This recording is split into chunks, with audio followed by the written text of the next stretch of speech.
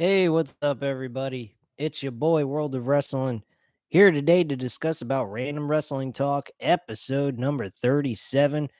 Here today to discuss about some Monday Night Raw stuff. We're gonna go ahead and go over some WWE news, and we're gonna go over the uh, the actual AEW news as well. So come on in, hit the like button if you like this video and so forth. You know the diss. If you're not already subscribed to the channel, man, go ahead and subscribe. I greatly appreciate that as well. And let's get this party rolling. All right. As usual, you guys leave comments in the chat. I will go ahead and read them and respond to them as always. You know the drill. Anyone new, you now know the drill that happens here on Random Wrestling Talk. All right. So last night, what was my thoughts about this shit fucking show? It wasn't total shit. There was some good things, there was some bad things. Um I was a little preoccupied with some other things going on. I didn't particularly care for this show all that much. There were some good things that did occur, such as the 24/7 championship being dumped in the garbage can, or at least attempted to be dumped in the garbage can. I can't believe how you can botch dumping a fucking piece of shit title like the 24/7 title in a garbage can. That is fucking hilarious, guys. I thought that was funny as hell. Um, I'm trying to do some correction on these live streams. I know that there's a lighting behind me. I'm trying to like hide it. I got to get this arranged better so that the light is not directly behind me instead of in front of me, so that there's not such a glaring light in front of you guys or in front of the camera. I don't even know how to fucking talk. I don't even know why I'm here. But I keep on trying. I never give up and I never surrender. Anyway, Matt 87 Eagle, what's up, bro? He goes ahead and he says the crowd sucked last night because they were crying over not winning the World Series. Well, they were in Pennsylvania. That's very true. Um, my attitude to that situation is real simple. Just suck it up, ass wipes. There's always next year. Don't worry. My team got eliminated. I root for the Yankees. They got fucked by Houston. They swept our asses. At least you guys won 2 fucking games. That's something to be proud of. The Yankees didn't have a shot in hell, and I didn't even believe they were going to win that series at all. I didn't even think they were going to win one game. I knew they were going to get swept. Shit. If there's anybody that deserves to be angry right now, it's the fucking Yankee fans. Not that I have a big thing or an investment on baseball. I mean, I followed the Yankees for a very long time, but if they win, they win. They don't, I know why. It's management. It's always been the problem with WWE with Vince McMahon. And I don't know what the fucking deal is, but this show really wasn't all that great. It wasn't terrible by any means. It had its moments. There was some good positive points. They finally got down to the reasoning behind why Dexter Loomis was attacking him, which still I don't quite understand. It's kind of weird the way they're trying to make sense of it. I didn't like that at all. Thought it was pretty weak. Granted, it was long-term booking, despite the fact that absolutely failed miserably, but give them A for effort at least. I mean, God knows we never saw any of that coming out of Vince McMahon's regime when they were doing the creative writing and everything.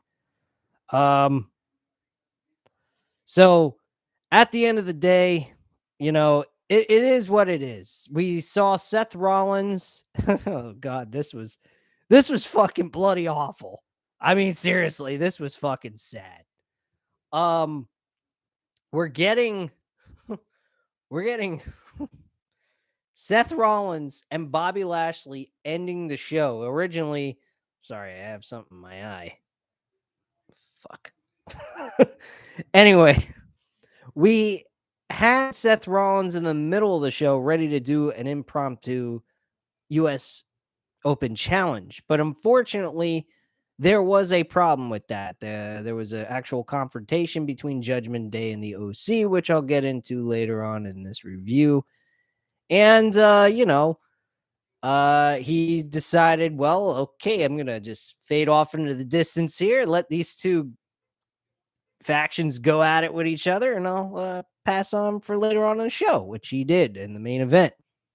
So he goes ahead, has a match with Bobby Lashley after Bobby Lashley literally destroyed Mustafa Ali. Poor Mustafa Ali, man. That guy is getting trash. He's like fucking trash. Just throw him in the garbage can along with the 24/7 title.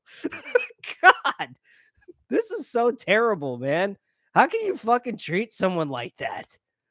Fucking throw him around like a rag doll backstage. Bastard comes back to tax Bobby Lashley after he makes his announcement that he's challenging for the U.S. title, and he throws him halfway across the room. Jesus Christ. Oh, man, that was fucking outrageous. Anyway, so we get Bobby Lashley to close out the show with Seth Rollins. Seth Rollins and him end up being a no contest, I believe. Again, like I said, I was barely paying attention to this shit. And then all of a sudden, Austin Theory shows up with the briefcase and he's cashing in on a U.S. championship. What? I go ahead and I'm saying to myself, what the fuck's this dude doing? He's sitting here going ahead and challenging for a mid-card title? What the fuck? Who does that? Secondly, isn't there a ruling in the contract that a Money in the Bank briefcase holder can challenge any world champion? Keyword world champion, which is the main champion, the main event title, not the intercon. Could you imagine that? Like, I can't believe they went this distance to just get the damn briefcase off of Austin Theory. I have a totally different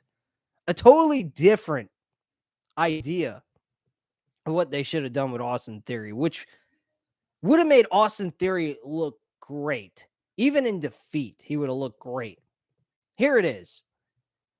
Remember back in the day in the Royal Rumble pay-per-views, they always had a world champion going up against some new upcomer, someone that you totally didn't believe was going to win the world title, but they gave them a title match anyway, just to spice things up a little bit, make things a little bit more interesting, give these guys a test run to see how they would do in a world championship opportunity. That's what I would have done with Austin Theory. I would have had Austin Theory go ahead and say, look, Roman, I'm challenging you for the world title. I've been trying to get a world title match with you forever. And every time I try to cash in on you, I'm getting destroyed by some other fucking asshole. So how about we just do this? I'm challenging you at the Royal Rumble for the world heavyweight titles. That would have made him look good. Number one, it made him look like he had some fucking balls and still could have been the same cocky SOB he is on a regular basis. And then have him lose in a very close match like how Logan Paul looked at the Crown Jewel event. I think that would have worked out fine. I think nobody would have had a problem with that. That's kind of how I view the match should have been. Honestly, I think that is what we should have seen at the Royal Rumble.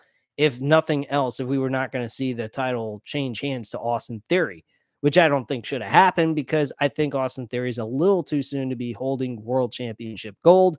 They need to build something on his name before they actually invest in him being the leader or the world heavyweight champion of the WWE.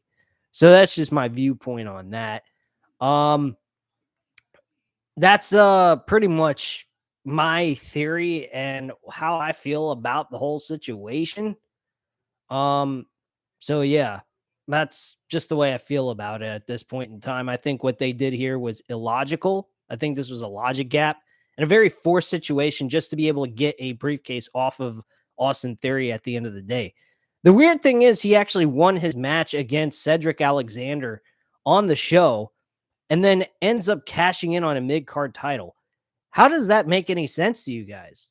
Does that make any sense to you guys at all? I mean, I only have one viewer, which kind of sucks. Come on, people, show up here. I'm on regular time. Shit. I'm on my normal schedule, Tuesday nights, 8:30 at night. The fuck? Just kidding, guys. If you want to, answer that question in the comments down below, if you happen to catch this video after it went live, by all means, go ahead. Matt 87 Eagle is asking, what does Austin Theory have in common with Corbin and John Cena? Well, he's a loser in the Corbin end of things, and Cena, he has pretty much he pretty much is a guy that you could possibly see as a leader in the company at some day. Be the face of the company at some point. I could imagine that. But he's not ready for that yet. He's not at that level yet. So to push him and push a narrative that he should be the world champion makes absolutely no fucking sense. Absolutely no sense. Matt 87 Eagle says it's not like Raw has a world title for Austin Theory to cash in. No, I understand that, Matthew, but there is one thing I can tell you. They could have held this off for 2 more months. I mean, Royal Rumble is only 2 months away, folks.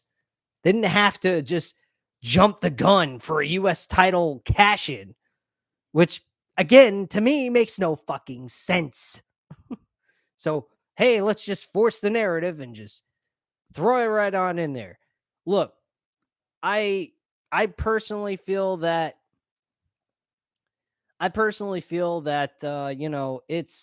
it is what it is. There's nothing that really I can do about it. I could sit here and bitch about it all day. It's not going to change the fact what happened, nor is it going to change the fact that they decided to go this direction. I mean, it is what it is. No matter what the case is, he was going to lose. So to sit here and bellyache about it for a long period of time is kind of silly and a little bit of waste of my time as well. All right, Matt says wrong. He joins the failed cash in club. Okay, well, he's the first ever to cash in on a mid card title and lose on top of it. That's extremely bad. I mean, at least Baron Corbin tried to cash in on a world champion. Fucking Damian Sandow from 2013 actually tried to cash in on John Cena, even with him not being hurt after a match, and he tried to fight him clean and lost. But at least he lost with some dignity. Austin Theory came in there, cashed in on an injured Seth Rollins who was banged up to shit, put through a table, I believe, from what I remember. And he went ahead and cashed in on him and still lost. He still lost. He lost to a mid-card champion. No offense to Seth Rollins, because he's far beyond a mid-card champion. He's a world champion, main eventer, type wrestler, performer, whatever way you want to call him.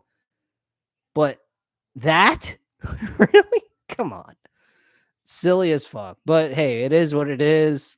It's over. No reason to sit here and keep crying over spilt milk. That's all there is to it. All right, last time, Matt 87 Eagle. No more talking about Austin Theory. Going to move on from here. I'll answer or read your comment here.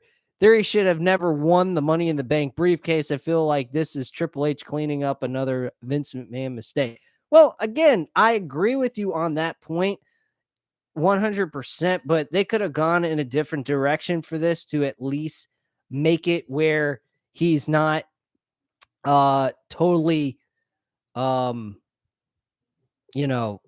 looking pathetic. This situation made him look sad.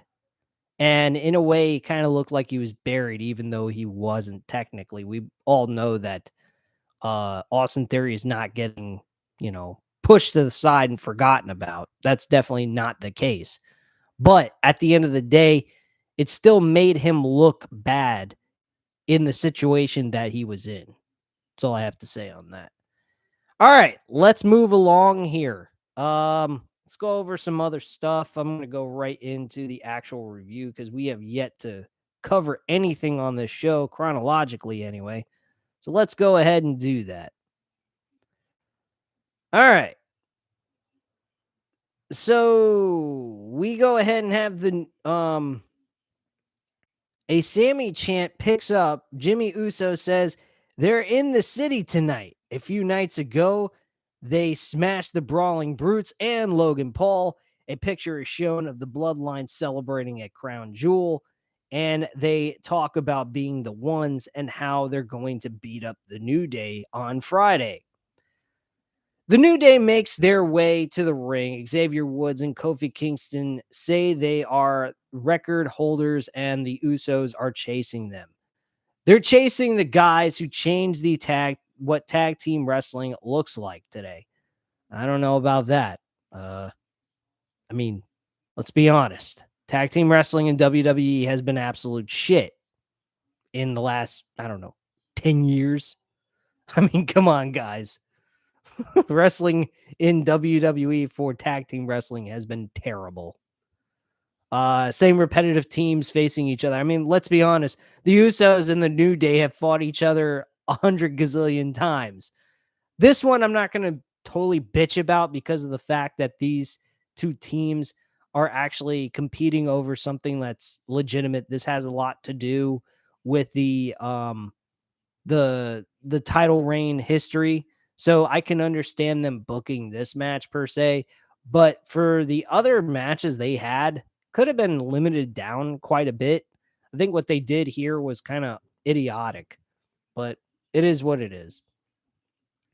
So the New Day say they are first generation superstars. The Usos had people coddling them and holding their hands. They got tryouts based on what their families did before them. They built their legacies off of the backs of their fathers, uncles, and cousins. The New Day built their reputation off their own backs. Jimmy Uso steps in and says they don't know the pressure they have on them. The Usos have a ton of pressure on them. They succeeded. Xavier Woods warns them not to talk to them about pressure. Pressure is sitting in catering, not knowing if you will be fired, making a YouTube channel outside of this company to make him get noticed at work. Wow. I didn't catch that live. Holy shit. Their pressure made them into diamonds. Jey Uso asks about the diamonds they smashed out of King Woods' crown. As for Kofi, he should stay at home with his kids. Kingston says this reign represents a time when they were saddled with the gimmick of being positivity preachers. No one should have overcame that, but they did. It represents a time they came back to work scratching and clawing to get ahead only to be told they suck. They overcame that as well. Kingston says the record represents a time when the New Day was whole. They will not forfeit this record to them. And then all of a sudden, Matt Riddle shows up. They have a perfect, this was absolutely fucking hit right when these guys did this promo. But after that, when they added Matt Riddle to this fucking situation, that's when this shit absolutely fucking sucked. You got Matt Riddle coming back out, acting like a fucking buffoon, talking about smoking weed. I mean, don't get me wrong. I have nothing against it, but it doesn't need to be hyped up on a fucking wrestling show. We all know he's into the ganja. He's 420 friendly. We get it. We know. I wouldn't mind hitting it up with the dude in a legal state. But unfortunately, that's not the necessary thing to be talking about, nor should they make him look like a buffoon on national television just to get himself over. I mean, he says, "Do you want to hit on my bong?" He comes out with a little drum thing on his around his he had it on his shoulders, wrapped around his shoulders, whatever, around his waist, whatever the fuck it is. And he's asking people to hit his bong. I mean, come on, man. Really? Do we really need to go ahead and go into that kind of shit? Is it absolutely fucking necessary? I mean, geez, give it a rest. I mean, it's funny when you first hear about it, which I enjoyed it when he first did it, but let's get real, man. Can't we get any new material? This is getting fucking ridiculous. Matt Riddle was doing some great shit with Seth Rollins. Now he's going right back to where he was before he met Matt Riddle. Or not Matt Riddle. Met Randy Orton as a tag team. I mean, come on, man. This is bullshit. Jesus Christ. So yeah, he's asking them all to hit his bong. Several of them did. Jimmy Uso hit a little too much, and he said, "Whoa, whoa, dude, puff, puff." I think he said puff, puff, pass. Let me check that. I think he said puff, puff, pass. Hold on. Riddle. Oh, it's tap, tap, pass. They changed the wording. Instead of puff, puff, they said tap, tap, pass. I gotta give that credit. That was funny. There is a rule on that. You do not have more than just 2 puffs. If you have more than 2 puffs, you're breaking the law of pot smoking. Anyway, let's move on here. This eventually led to a 6-man tag team match. Why this needed to happen, I have no fucking idea. But at the end of the day, the Usos and Solo Sikoa win this matchup, and that's that. So Sikoa had blind tagged in before the RKO was hit, and Sikoa turns Riddle around with a spinning solo for the win. So that's how he wins the match for his team. And this was about, I'd say, 15 minutes worth of wrestling for this 6-man tag team match. I don't know why it was absolutely necessary, but the New Day didn't actually end up being one of the guys getting pinned, so it doesn't really matter. Um, but yeah, this match was all right. I mean, it was not that bad to start off the show, but the way they did it was just fucking retarded. And is it really necessary for them to do this match? I mean, we're getting a World Tag Team title match taking place on Friday Night SmackDown, so they could have just ended it right there with that promo between New Day and the Usos, and instead they add Matt Riddle to the mix, which made it really retarded. All right, moving along here. We get the WWE Hall of Famer, JBL, makes his way to the ring. This guy, JBL, tagged with Baron Corbin. I got one thing to say, folks. I don't think there is any fucking reason whatsoever for Baron Corbin and JBL to be together. I think this is actually a downgrade for JBL. Yes, folks, I am saying JBL is being downgraded to be working alongside with Baron Corbin. He is not a modern day wrestling god. There's only one so-called catchphrase known as the wrestling god, and that is JBL. He made that slogan cool. It's about the only cool thing he did in his run as the WWE champ. And outside of that, the rest of it was just take it for a grain of salt, I guess you could say. It was what it was. I definitely have to say it past tense since it was past tense. Oh shit, I fucked up. Cedric Alexander did not face Austin Theory as Baron Corbin. Whoa, it shows I wasn't paying attention to this fucking show. Holy shit. Okay, well, let me see here who he fucking faced. Who Austin Theory faced. Otis faced Elias. No big deal there. Who the fuck cares? Austin Theory faced Shelton Benjamin. Oh, well, that explains everything. Well, apparently we're going to get the Hurt Business because we saw 2 guys that were part of the Hurt Business, and Bobby Lashley has been on a tear, ripping people to shreds, including himself. If you didn't notice, by the end of the show, he had a fucking humongous, like, his skin on his pectoral muscle was completely ripped off. You could see the deeper portions of his skin. Like, what the hell is going on here? Next thing you know, you'll see metal showing up out of his fucking body. Like he's the fucking Terminator. Oh my gosh. But yeah, the Baron Corbin went against Cedric Alexander. What a fucking pathetic match. And how JBL even had the audacity to say anything about Elon Musk, whatever way you pronounce his fucking name, I don't care anyway, was absolutely fucking ridiculous. I don't particularly give two flying shits about Elon Musk or what JBL knows from the higher ups in the world of business. Straight up. But anyway, I digress.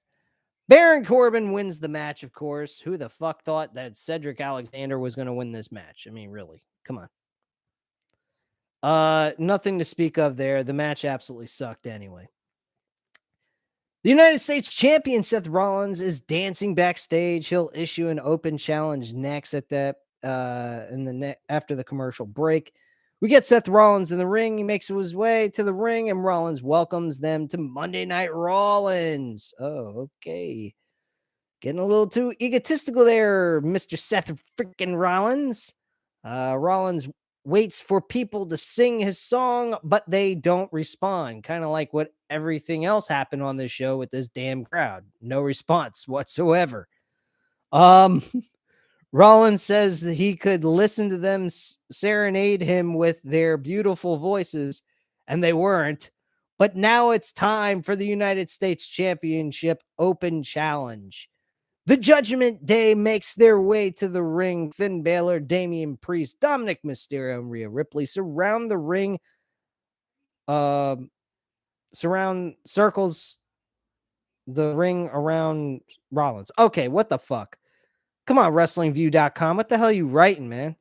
Rollins laughs. Balor says he has a bone to pick with Rollins. A few years ago, Rollins cost him gold, so tonight he'll cost Rollins gold. Made a lot of sense there. I actually wouldn't have had any problems with that match.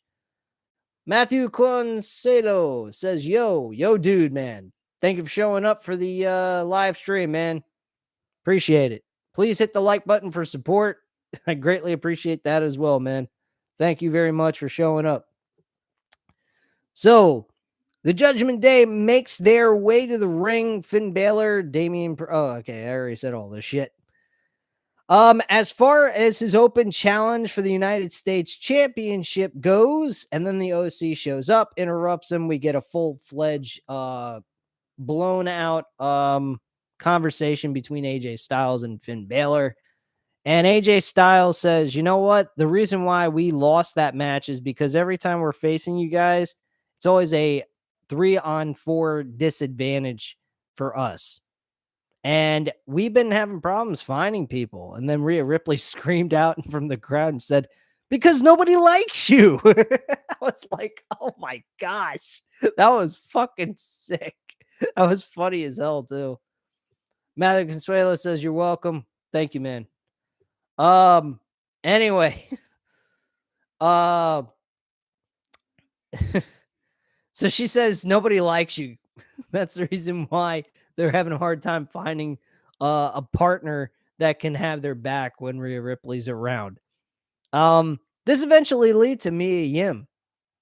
Rhea Ripley got smashed into the ring post, and then Mia Yim revealed herself. I mean, all you could see is her blue hair. People were not really too keen on what was going on.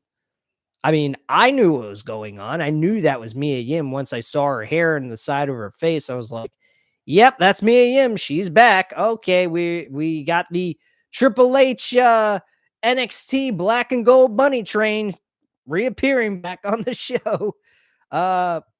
You know, I have no problems with this, but this crowd was shit. And I don't think anyone else gives a fuck about these performers yet. They don't know anything about them. I don't even know if people remember them from NXT. They remember their names probably, but they don't have any major value. They're not larger than life characters. They're just people that they enjoy watching and doing what they do in the middle of a wrestling ring. We need characters that are larger than life for them to actually have a large pop from a crowd. Bray Wyatt is one of those people that are going to get those big crowd reactions. Cody Rhodes will get those loud reactions. So will Seth Rollins. But at the end of the day, guys, you're not going to get an actual high response from a crowd when you got a woman like Mia Yim showing up who has no recognition as a high level character on a wrestling show. It's that fucking simple. Matt 87 Eagle says at least she's not wearing another Bane mask. Well, hey, you know what? I don't particularly care whether she's wearing a mask or not. The truth of the matter is this. Nobody fucking knows who Mia Yim is. It's that simple. Get to know her first. Jeez. Don't have any high expectations. Keep your expectations low. If you keep them low, you won't be disappointed and you won't have an expectation of a loud reaction. Now, maybe Triple H is smart enough and already realizes this. So he goes ahead and doesn't expect any high reaction from the crowd. Matthew Consuelo says, do you watch That Boy Alex? No, never heard of it. Never. Let me look that up. Never heard of that. That is it on a like Netflix or something? Because if it is, I'm not aware of that. I don't have Netflix to begin with. I'm gonna look this up. Oh, it's on YouTube. Okay. What is he a YouTuber? Is that what you're saying? Because I thought it was like some kind of sort of a streaming TV show or something. Let me just check this out. All right. That Boy Alex.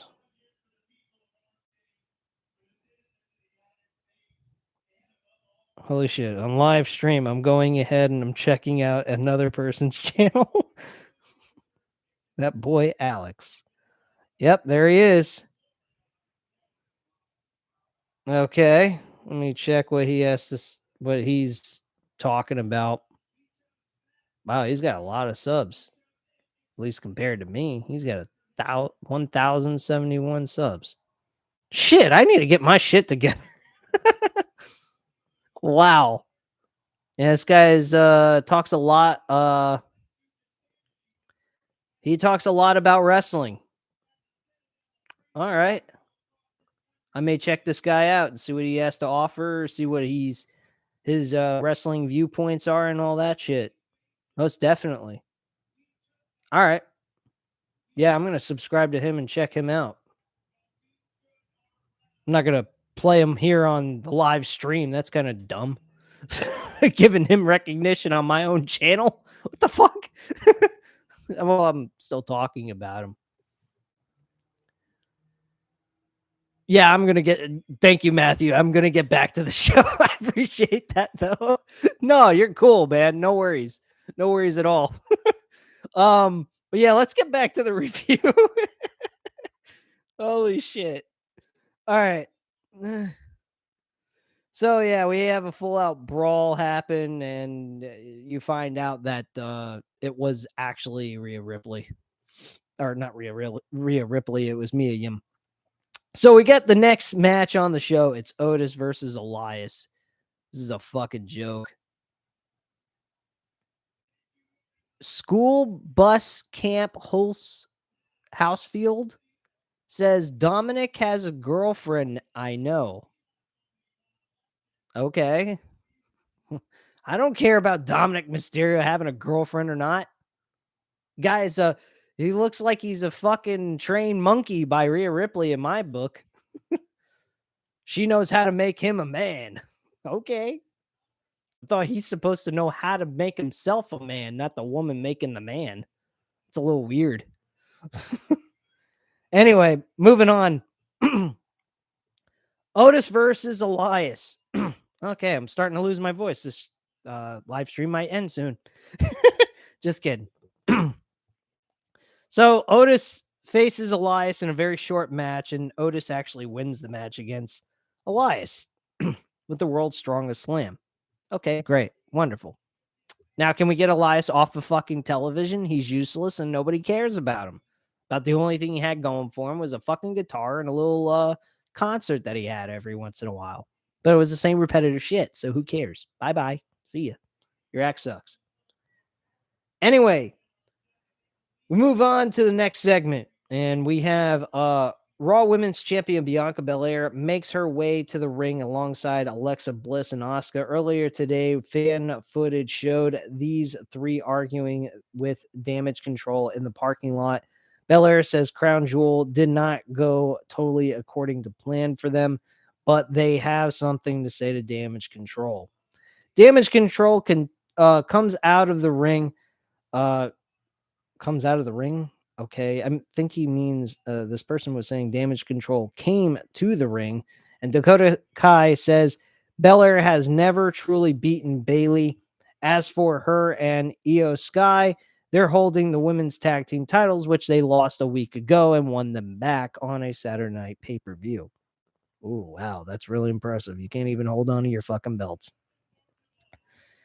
And Bliss says if it weren't for Nikki Cross, they'd still be the champions. Asuka and Sky then get into a truly amazing exchange in Japanese.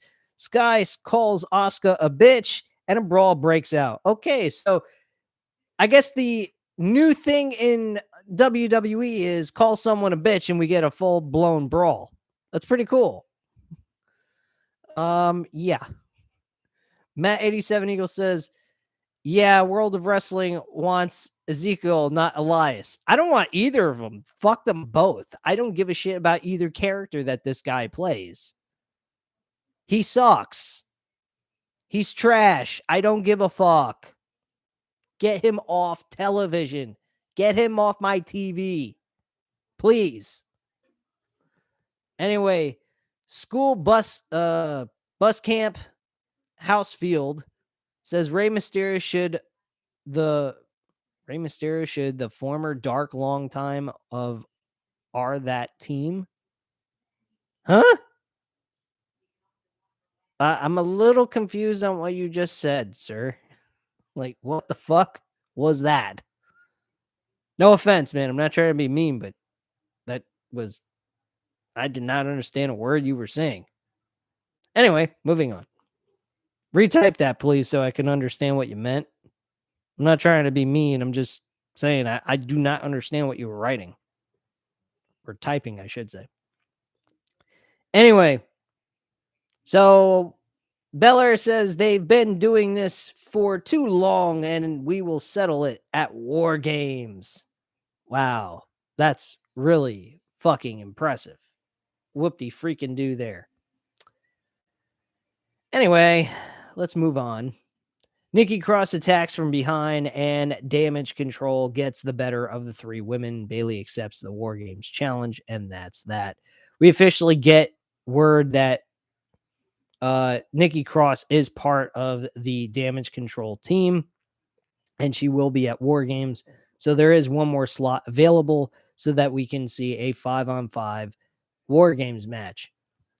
Austin Theory versus Shelton Benjamin. This was a wash, no big deal of a match. Austin Theory won this matchup with no problem. All right, so The Miz will battle Johnny Gargano next on the show, and The Miz makes his way to the ring. Miz complains that everyone is believing Johnny Gargano's version of events regarding Dexter Lumis to the point that even his father believes him. Miz says he will soon come out with his version of events, but it will take time to create the buzz for this Oscar-worthy video.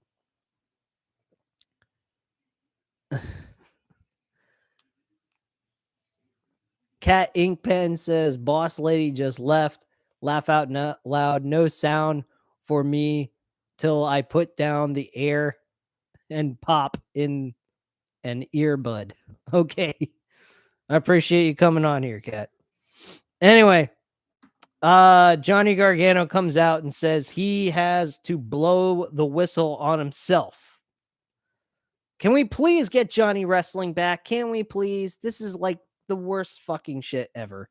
This is Bruce Pritchard and Bruce Pritchard and fucking and Vincent Mann type storytelling here. and just making characters look ridiculous. I don't know why Triple H is allowing this or even doing this with Johnny Gargano. Johnny Gargano's far above this shit. Gargano says he needed more for his story with Miz since he wouldn't pay Dexter Lumis. The Hollywood producer Miz had dinner with regarding this video was a private investigator wearing a hidden camera. Gargano comes out with the universal remote that works on the Tron to show the footage. Yes, folks, we have Johnny Gargano whipping out one of his universal fucking controllers from home to be able to play on a fucking Titantron in the middle of an arena. Can someone please figure out this insanity? Really? I don't think that is really possible. If it is, we all should bring our own remotes with us so we can change the channel on the screen so we don't have to look at the bullshit in the ring when it sucks. Anyway. So he goes ahead, turns on the screen with the universal remote control like it's his own personal television set at home. And video footage is shown of The Miz admitting paying Dexter Lumis to increase his celebrity status once he stopped paying Dexter Lumis because WWE corporate got involved, as did the police. It got too hot. If a project gets too hot, no one gets paid. Lumis should thank him for all the notoriety. What was Lumis's doing 3 months ago? Nothing. Or what was Lumis doing for 3 months ago? Nothing. So Gargano pleased himself. Miz looked stunned in the middle of the ring. Did not want to hear any of this nonsense. And the match began at that point. Gargano loses with a very nice little touch to the end. This was actually a really cool heel ending to a match. I actually did not mind this whatsoever.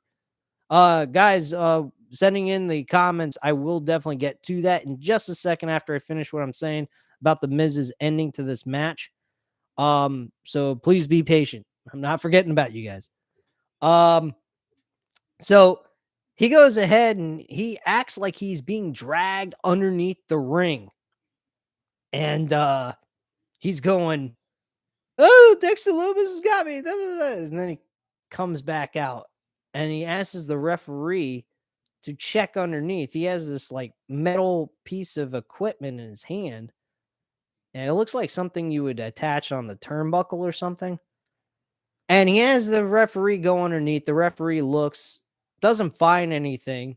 And while the referee's doing that, Gargano's going ahead and reaching down to grab him, and he gets clocked right in the throat and gets knocked on the mat in the ring, and he's pinned 1, 2, 3. I think this was a beautiful heel ending. I mean, I'm not too keen on heels cheating all the time, but based on the way this match was going and Gargano suffering a loss like this, I don't have an issue with it. But I do have an issue with all the other losses he's had so far coming back into the WWE. I kind of wish he had no losses under his belt and this was the only loss he had, because all the other ones didn't seem all that necessary to give him an L. I mean, he's a top guy. He's a top guy you can make into. He's somebody that is really good at his craft.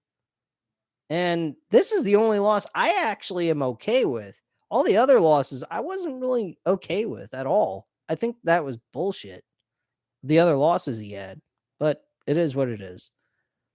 Anyway, let's move on here with the comments in the chat. School Bus Camp Housefield says, RJ Hammer, his friends, long time ago, they destroyed all the superstars in We That Team. I feel dumb just reading that just now. All right, moving on. Matthew Consuelo has a couple of comments and questions to ask me. Was Vincent Mann booking this segment? I'm trying to remember which one it was. There was quite a few segments that I thought Vincent Mann was booking at this point, because this felt like Vincent Mann, Bruce Pritchard-esque type writing. It was really bad. He then says Matt Riddle needs to be pissed off, not goofy. 100% agree with you on that one, Matt. And Raw needs a theme change. Absolutely. Can we get, and he said the same thing for SmackDown. I don't know about SmackDown. I like AC/DC, man. AC/DC is the shit. But that song is just way too fucking old. I mean, that was on Over the Edge album in 1991. So, I mean, yeah, let's get a little bit more modern with the music. I mean, I love classic music like War Pigs with Ozzy for War Games, but can we get a little bit more modern, close to modern maybe? I mean, if you really want to go to old music, can we get some of the alternative rock music that we used to get back in the early 2000s with WWE? I mean, that shit was fucking great. I mean, King of the Ring 2002, that was fucking awesome. Yeah, it's such a great amount of different music artists that went ahead and did theme songs, and I thought they were great. I'd have to go through some of the pay-per-views I actually have that I could give you guys the name of that. Um, but yeah. And Matthew Consuelo says that get rid of the 24 title. That's what they just did last night, Matt. So you don't have to worry about seeing the 24/7 title ever showing up on WWE television ever again.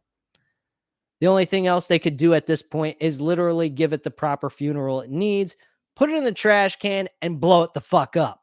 That's about the only thing they could really do at this point. And the sad part is, Nikki Cross botched trying to put a fucking 24/7 title in the garbage can, if you can believe that shit. Daniel says, "Hey, sorry I'm late." No problem, man. Don't worry about it. As long as you're showing up to watch the video either live or afterwards, I'm totally fine with it. Just show some support, hit the like button. I greatly appreciate it from you guys. That's all I need from you guys. Anyway, Matt 87 Eagle says old or new AC/DC. New AC/DC sucks. I don't particularly watch the new stuff or listen to the new stuff, I should say, not watch. There's really nothing to watch unless they have a music video. But yeah, new AC/DC, I'm not a big fan of. I don't particularly hate their new stuff. I just don't think they're as good as their old stuff. So that's just my viewpoint on that. Cat Ink Pen says, okay, earbuds in. All right. Well, welcome to the show and being able to hear what's being said and what's going on here in this live stream. Matthew Consuelo says, like not that much blood. Okay. Are you talking about like matches where there should be blood and shit like that going on? Yeah, I agree with you. I think that should be the case. But yeah, honestly, I don't particularly I honestly think that steel cage matches should have blood in it somewhat, have a small cut here, whatnot. I mean, when you're scraping someone's skin against a metal fence, it's definitely going to rip the skin at some point.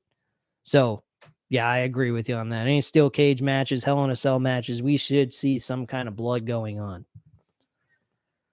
All right, so The Miz talks trash to the camera before Dexter Lumis sneaks up from behind and hits him in the back with a chair. Security quickly chases Lumis off.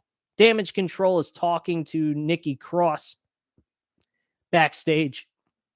And Dakota Kai says Nikki Cross is just like them and they want her in War Games by their side. However, Cross doesn't need to wait until War Games. She can beat up Dana Brooke tonight. Oh, wow. Could you imagine, folks, Dana Brooke joining Bianca Belair, Alexa Bliss, and Asuka? I think this War Games match would absolutely suck if she's added to the mix because Dana Brooke absolutely fucking blows. I can't stand her, man. Anyway, Dana Brooke loses to Nikki Cross for the 24/7 championship. And as already mentioned, the title is dumped in the garbage can, or at least attempted to be dumped in the garbage can, and is botched. Are you fucking kidding me? How can you botch a fucking dumping your championship worthless piece of shit into a garbage can? What the fuck? All right. Anyway, the OC celebrates bringing Mia Yim into their group. Yim says the drinks are on her. Okay. Um, then we move on to the main event, which I already went over. Uh, so basically, they were supposed to have a match between Bobby Lashley and Seth Rollins for the United States Championship. So that didn't really work out in Bobby Lashley's favor. This eventually led to a no contest. Austin Theory went ahead and tried to get the win here. But unfortunately, he was destroyed by Bobby Lashley while the referee was out. And he ends up losing the match at the end of the day and gets his ass kicked. This eventually, I believe at the end of the match, he also attacks Seth Rollins. Let me check that. Believe so. So the referee who was attacked by an outside party rolls into the ring and starts to count Theory out. Theory gets in the ring at 9 and Rollins hits him with a stomp for the win, and that's that. So, yeah, apparently Austin Theory was attacked during the match itself and ends up losing anyway at the end of the day. So, yeah, that's what occurred at the end of this show. Big fucking deal. Austin Theory, you're a genius. Hypes up about cashing in on an NXT World Champion. Hypes up about going ahead and being the next WWE World Heavyweight Champion, Universal Champion. Tried multiple times to cash in on fucking on Roman Reigns, ends up getting destroyed by Brock Lesnar, gets destroyed by fucking oh shit. Ends up getting destroyed by fucking what's his face? Tyson Fury, of all people. He's not even a wrestler. Gets punched in the noggin. Not that he even connected with that punch, to be quite frank with you. I think that was an absolute laughing stock and a joke. Fucking idiotic.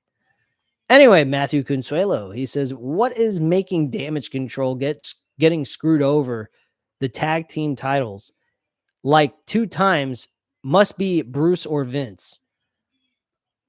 And get rid of the CGI graphics, he says. I totally agree with you on that. I am so glad they do not have the CGI graphics in the video games. That would piss me off.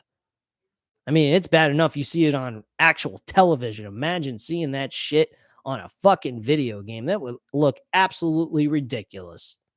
And I'm sure they'll add that in there on 2K23. Not that I'm going to care to get it. I don't even barely play WWE 2K22. I barely play any video games anymore. Fuck. But yeah, the thing with the title changes with the women's titles, it's bad enough that we do not have a women's division. We really don't. There's not a whole lot of tag team wrestling going on either side, the men or the women. At least with the men, there's some kind of story being made up.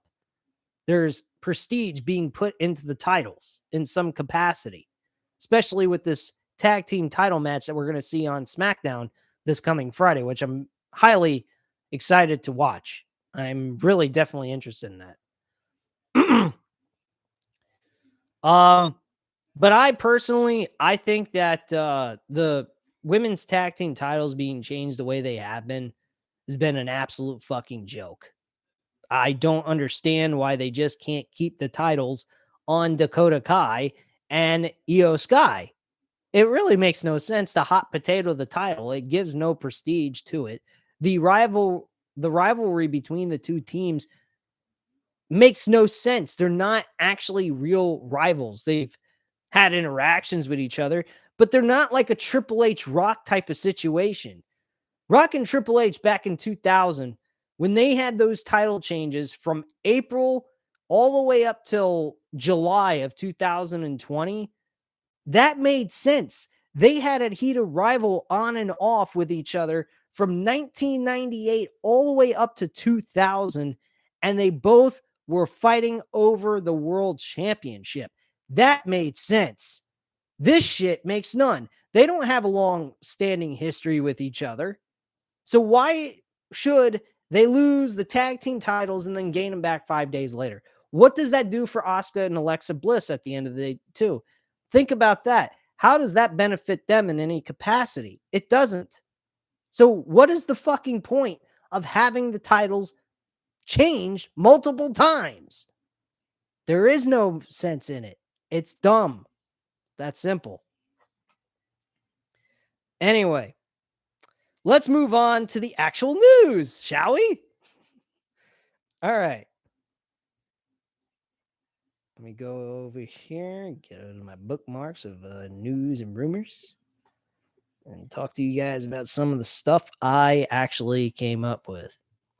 Matthew Consuelo says that Triple H needs to sign Darby Allin and Ricky Starks to WWE in the future.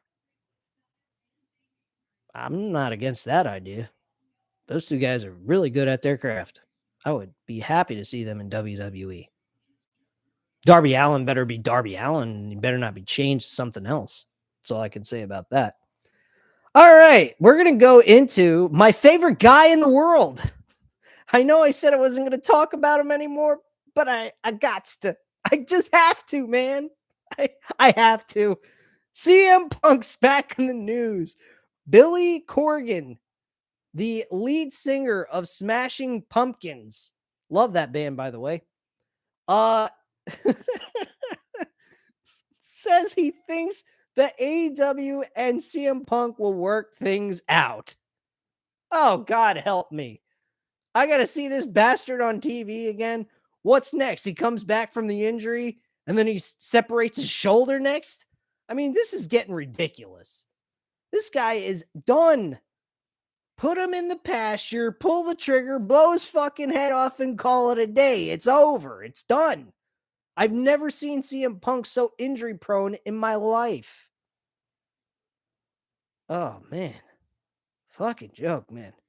I'll go in a little bit about this, but Matthew Consuelo is saying a lot of comments in the chat, so I'm going to go ahead and answer, or at least read them. And he's asking me, is Kenny Omega going to WWE in 2023 or 2024?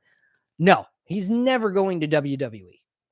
I don't believe that. He's one of the top guys in AEW. He's not going anywhere. He will have another reign as world champion at some point. I guarantee he will have a match with MJF at some point when MJF's world champion by next year. No question asked. Guarantee you're going to see that match. And MJF's going to beat him, of course. He's not going to lose. That would be fucking retarded. But yeah, I honestly believe that will take place. Matthew Consuelo says Triple H has been trying to sign him, but he didn't go, and he might stay with AEW. Yeah, that's what I've been saying, man. I don't think he's going anywhere. I think he's staying in AEW. He's one of the top guys in the company. He works alongside with Tony Khan. I highly doubt he wants to lose that kind of position and that kind of power. No fucking way is he going to go ahead and leave the company for WWE to just be a performer for the company. Ain't happening. But yeah, Billy Corgan from Smashing Pumpkins, he believes they're going to have CM Punk come back to AEW and they're going to work all this stuff out. I'm not going to read all this. I mean, this is kind of stupid as fuck. Who the fuck wants to... Honestly, people in the chat, hit 1 if you want to see CM Punk back. Hit 2 if you don't care to see him at all.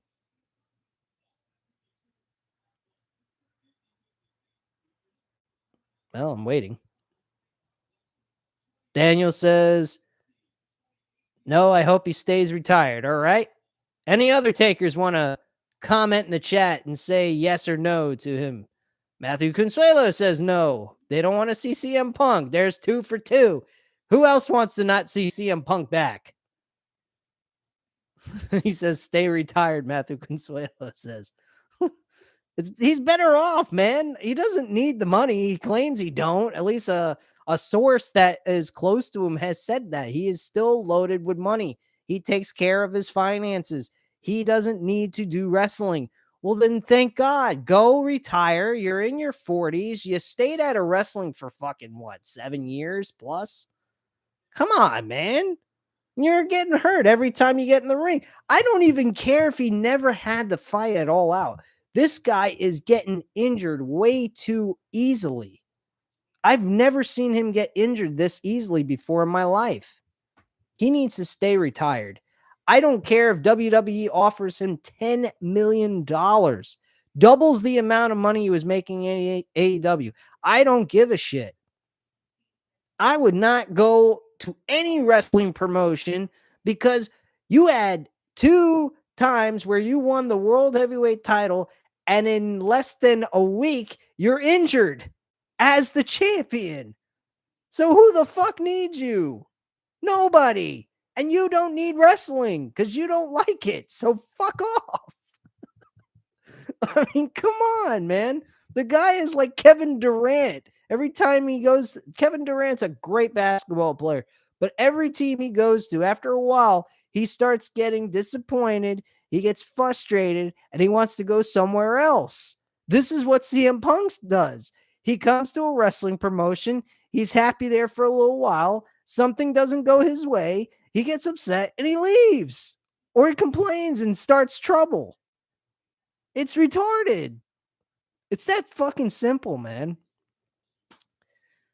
Matthew Consuelo says Triple H better put Cody Rhodes in the Royal Rumble and win it and face Roman Reigns for the WWE Championship. Sorry, Matthew Consuelo, but there's rumor going around that The Rock is going to be facing Roman Reigns for both titles, and Roman Reigns is going to go over on The Rock. From your mouth to God's ears, I hope that's what happens, because I don't want to see The Rock and Roman Reigns. It's not necessary. I don't care. If Roman Reigns was at the top of his game back in 2012, we had the Roman Reigns now that we have in 2012, with The Rock being the way he was in 2012, I would be okay with that match. When John Cena faced The Rock at WrestleMania 28 or WrestleMania 29, somewhere in that time frame. But The Rock is an old motherfucker, has not been in wrestling forever, and he doesn't need wrestling. If you don't believe me, I'll go ahead and pull up the movie he just recently did that has been shitted on by critics, called Black Adam, which I went to see. And I will admit, it was okay. It was a good action film, but there's no real, you know, feeling to it, like actual storyline telling and whatnot. It's just pure entertainment action type film. That's really what it is. If you're expecting anything more than that, you will be sadly disappointed. Daniel says, I'd be mad if Cody doesn't return to the Royal Rumble and win and go to the WrestleMania 39 fighting Roman Reigns. Well, you might be mad. And trust me, if that happens, I will be in agreement with you, and I will be here live with the Royal Rumble pay-per-view, bitching and complaining like I always do when somebody fucks up with their creative booking ideas. So there you go. Anyway, yeah, going into the Black Adam movie, just giving you guys a rundown, his box office is $323.1 million, and the budget was at least $195 to $2 million. Ain't that great, but it's still above the budget's, the company's budget. So they profit off of it at the end of the day. So you can't really say they did bad, but it wasn't all that great. Like a Marvel movie, man, they fucking have like a $200 million budget. They're freaking making like $500 million, close to $1 billion, at least. So DC movies, they're not as good. Daniel says, I haven't seen Black Adam yet, but I liked the suit, and I think Dr. Fate was unique in a way in the film. I think The Rock's better off at a actor at this point. Absolutely. The Rock can do pretty much everything. Look, folks, when I was a kid, I was like 6 years old. I watched The Rock on television in 1996. Actually, I was born in 88, so I was actually 8 years old. Okay. So 1996, I'm 8 years old. I'm watching The Rock. First time ever. He's at this Raw episode. He made his debut on the Survivor Series pay-per-view. Didn't have a fucking clue who he is. But I watched him on this like Raw episode, or I think it was a Saturday morning Superstars episode. And I see this big dude doing these fucking high-flying cross bodies on these people that are just as big as him. And he's doing all this crazy shit. And I'm saying to myself, this guy is going to be something someday. And as he got better and better and better, I said, this guy's going to be a fucking major superstar. Forget about a great wrestler. And from the moment I saw him, I knew he was going to be something. And I'm not kidding. He did. He blew up, man. He fucking blew up. This guy can do practically everything. He's like a human Superman for all different varieties of entertainment. The guy is unfreaking real. And I just love what he can do as an entertainer, as a person, in every which way. I'd love to meet that guy. He is a fucking awesome man, very dedicated at what he does, from acting to bodybuilding, everything else. He dedicates his life to that shit.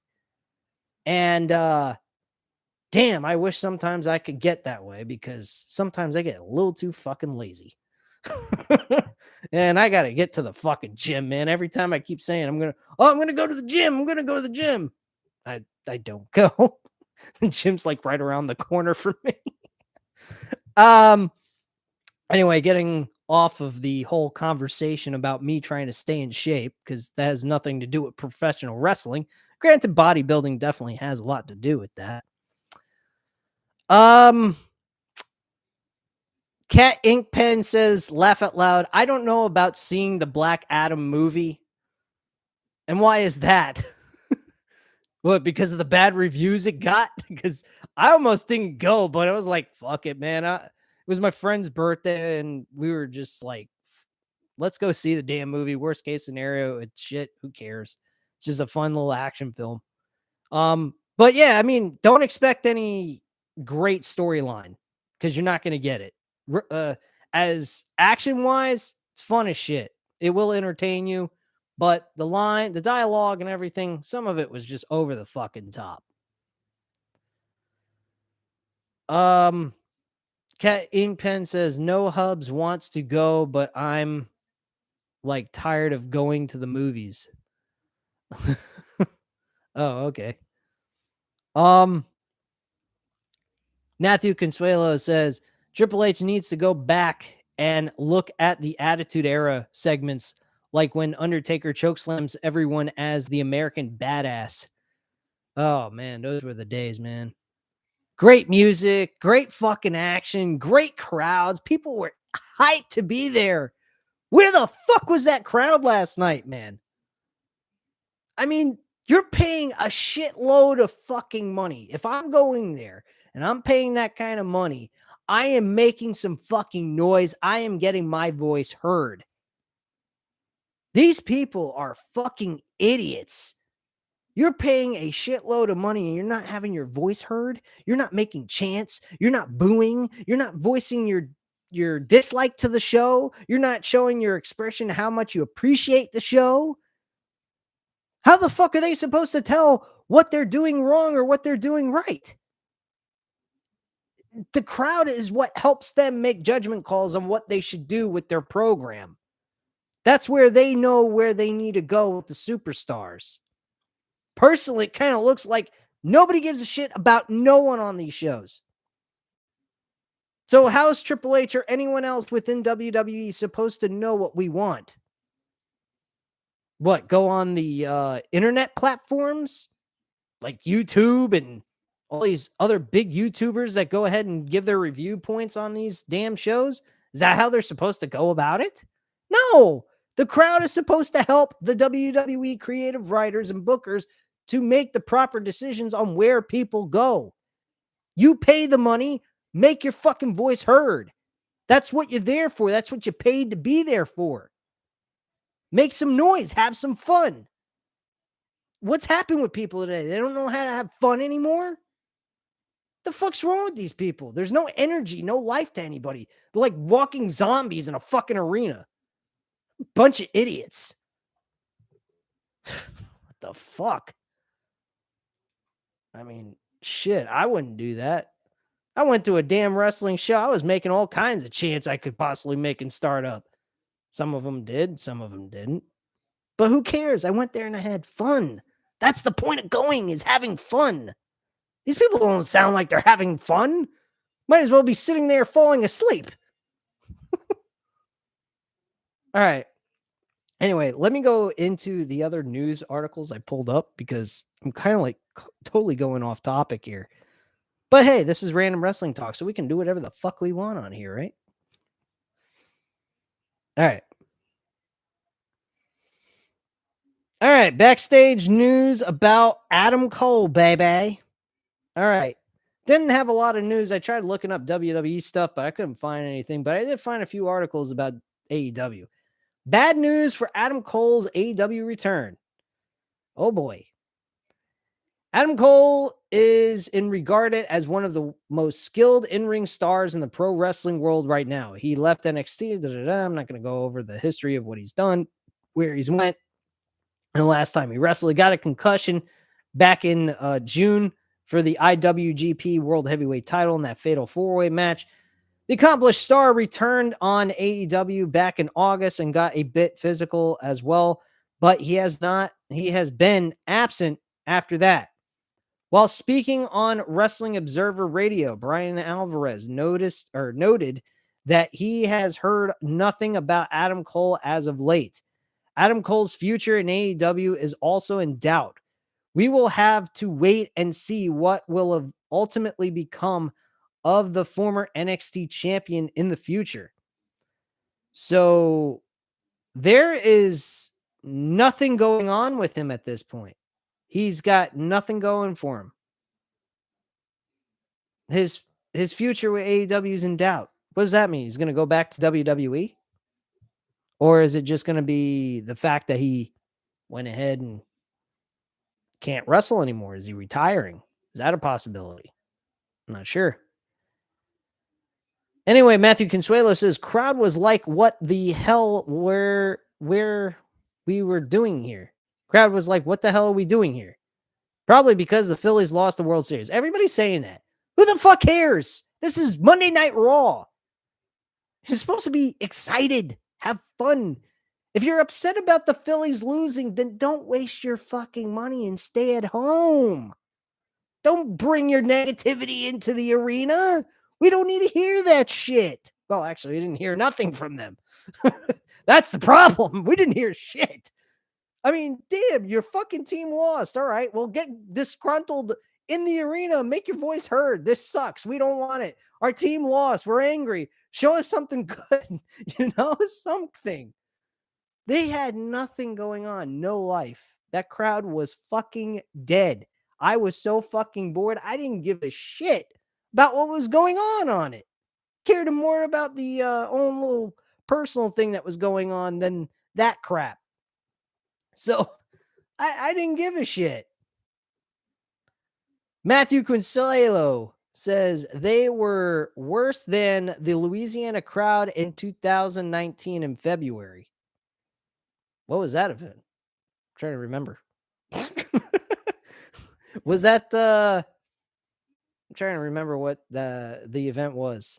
Was that it was on Raw.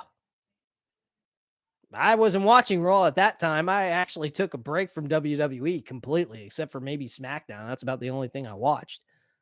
But yeah, I didn't give two flying fucks about Raw during that time. I think everybody back then was just like dead on every episode. I don't think anybody gave a shit. So, yeah, it is what it is. Anyway, let's move on to another article here and then we'll close up shop and call it a day. If any more comments roll in, I will definitely go ahead and read that before we close up shop, guys. All right. So, here's a good one. AEW are the Young Bucks changing their name. This is odd. Why would they change their names? I like that name. All Elite Wrestling is getting 3 of the biggest stars back. Vignettes began airing for the return of Kenny Omega and the Young Bucks last month, showcasing the trio being erased from some of their biggest moments. The most recent teaser not only removed Omega and the Bucks from AEW history, but it replaced them with new AEW World Trios champions, the Death Triangle. This has led to reports that Omega and the Bucks will set their sights on Pac, Ray Phoenix, and Pentagon Jr. upon their return and likely challenge the high-flying group for the championships that they were stripped of following All Out. If the 3 men make their return at Full Gear, fans in the Presidential Center might be looking at a rebranded trio. Matt and Nick Jackson have filed a trademark for the Wayward Sons, listing it for merchandise purposes and entertainment services. So they're planning on changing their name to Wayward Sons. This could signal a number of changes coming to the Young Bucks presentation due to the fact that Matt and Nick filed it specifically. There's a chance that they will drop the Young Bucks name and rebrand themselves as the Wayward Sons moving forward, while the tag team has been known as the Young Bucks for over 17 years now. They have altered their name before. They wrestled as the Los Galeneros, Spanish wrestling name. Okay. In their earlier years, and then went by Generation Me in Impact Wrestling, which they were fucking great together against Chris Sabin and Alex Shelley, the Motor City Machine Guns. That was a great fucking match. They had 2 back-to-back matches on pay-per-view. That was fucking amazing. All right. Another option is that the 2 will still be known as the Young Bucks, but the Wayward Sons will be the secondary name. It's not uncommon for tag teams to go by multiple monikers. Most famously, coming with the Hawk and Animal, popular both the Road Warriors and the Legion of Doom. Likeliest outcome is that the Wayward Sons will be the new name the Bucks and Omega collectively go under. The trio had been known as the Elite in both the years leading up to AEW and in AEW itself. But the vignette specifically teasing that the Elite of all Elite wrestling is evaporating. It's possible that this is signaling a rebrand for AEW's core trio. So that's pretty much what's going on there. Very interesting stuff. I'm definitely interested in this new name change. All right. Matt 87 Eagle says the problem is PA is a state that really cares about their teams. That's great. Well, then don't show up for wrestling if you're not interested because you're depressed about your team losing in the World Series. That's all I have to say. Matthew Consuelo says SmackDown 2016 was great. Absolutely 100% agree. Cat Ink Pen says, laugh out loud. It's hard not laughing at you while I'm working. I have an earbud hidden under my hair and finally found a reason for long hair. Yeah, my hair is getting in my eye. I wear my hat over my head because my hair looks absolutely trash looking. I need to get a haircut. And my hair's kind of dangling out of my hat and getting into my eye, so I've been trying to move it away. Matthew Consuelo says Triple H bringing back Ryan Ward. He was the next NXT lead writer or something like that. Yeah, I liked him in NXT. He did some good stuff. He also was the lead writer of SmackDown as well. Cat Inkpen says, "Laugh out loud is giving me high school math vibes." Um, can you elaborate on that, Cat? Because I'm a little confused. Matthew Consuelo says, which show is better, Raw or SmackDown?" Raw was doing good for a while, and now Raw has been shit since we got to the Crown Jewel event. SmackDown's been pretty okay, I'd have to say. I have not been impressed with wrestling all that much. It has not intrigued me all that much. I've been trying to stay focused on it, but I just don't care. I really don't. I'm just totally fucking out of it. I really am. I'm trying to keep up with it, but it's just not like giving me the that good feeling in my bones about the damn show. I don't get that oozy type feeling, as Sami Zayn would put it. I'm not oozy right now. I'm not getting oozy enough. Anyway, um, Matt 87 Eagle says, but the Young Bucks and Elite are such a better established names. Yeah, they're going to be changing that to Wayward Sons possibly, or like the article said, they may actually give themselves the other, like, as a subtitle of their actual tag team name. Who knows?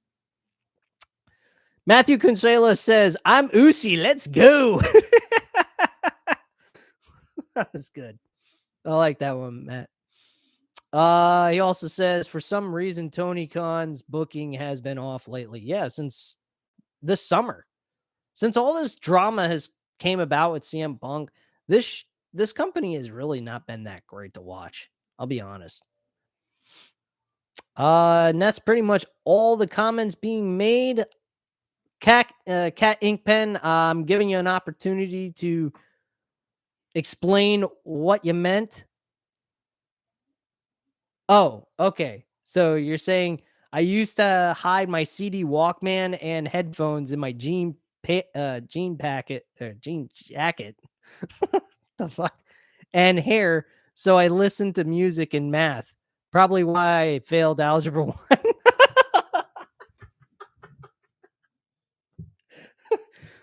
Wow. Kids, don't forget. Don't also stay off drugs.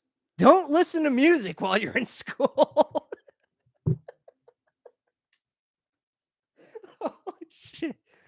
Anyway, getting on to the rest of the comments, there's only one other comment left by Daniel, and then we will close up shop. Oh my God, that was funny. Daniel says, mentally, I haven't been feeling oozy. I'm just trying to find entertainment to chill.